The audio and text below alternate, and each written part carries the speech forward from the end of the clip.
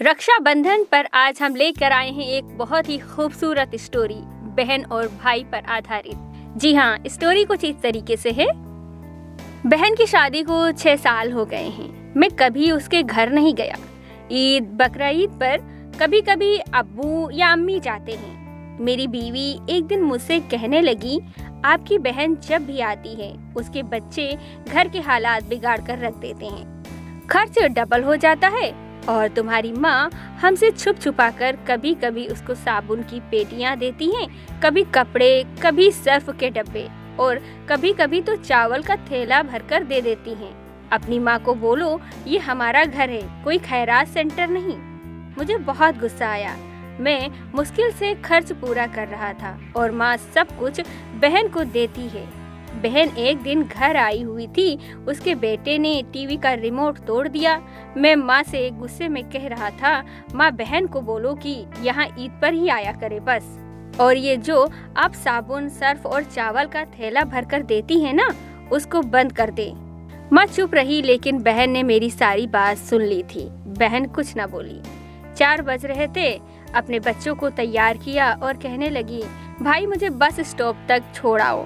मैंने झूठे मुंह कहा, रह लेती कुछ दिन और, लेकिन वो मुस्कुराई, नहीं भाई, बच्चों की छुट्टियां खत्म होने वाली हैं। फिर जब हम दोनों भाइयों में जमीन का बंटवारा हो रहा था तो मैंने साफ इनकार कर दिया, भाई मैं अपनी जमीन से बहन को हिस्सा नहीं दूंगा। बहन सामने बैठी थी, वो खामोश थी, कुछ न बोली। माँ ने कहा, बेटी का भी हक होता है, लेकिन मैंने गाली देकर कहा, कुछ भी हो जाए मैं बहन को हिस्सा नहीं दूंगा। मेरी बीवी भी बहन को बुरा भला कहने लगी। वो बेचारी खामोश रही। बड़ा भाई अलग हो गया। कुछ वक्त के बाद मेरे बड़े बेटे को टीवी हो गई।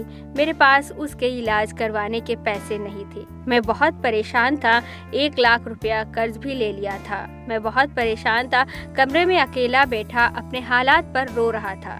उस वक्त वही बहन घर आई। मैंने गुस्से से बोला, अब ये आ गई मनहूस। मैंने बीवी को कहा, कुछ तैयार करो बहन के लिए, तो बीवी मेरे पास आ गई। कोई ज़रूरत नहीं है गोश्त या बिरयानी पकाने की इसके लिए। फिर 1 घंटे बाद वो मेरे पास आई, भाई परेशान हो?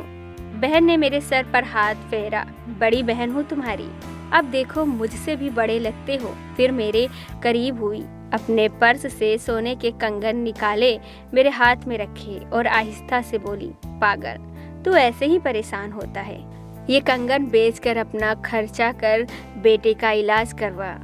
शक्ल तो देख जरा, क्या हालत बना रखी है तुमने। मैं खामोश था, बहन की तरफ देखे जा रहा था।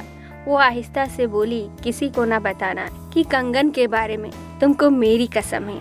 मेरे माथे पे बोसा किया और 1000 रुपये मुझे दिए, जो 150 के नोट थे, शायद उसकी जमा पूंजी थी। मेरी जेब में डालकर बोली, बच्चों को गोश्त ला देना, परेशान ना हुआ कर। जल्दी से अपना हाथ मेरे सर पे रखा, देख तेरे बाल सफेद हो गए हैं। वो जल्दी से जाने लगी। उसके पैरों की तरफ मैं देखा, टूटी हुई जूती पहनी थी, पुराना सा दुपट्टा ओढ़ रखी थी। जब भी आती थी वही दुपट्टा ओढ़ कर आती थी। हम भाई कितने मतलब परस्त होते हैं, बहन को पल भर में बेगाना कर देते हैं और बहनें भाइयों का जरा सा दुख भी बर्दाश्त नहीं कर सकती हैं। वो हाथ में कंगन पकड़े जोर जोर से रो रहा था। उसके साथ मेरी आंखें भी नम थी। अपने घर में अल्लाह जाने कितने दुख सह रही होती हैं।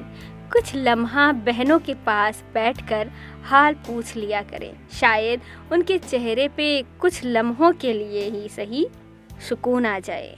बहनें माँ का रूप होती हैं।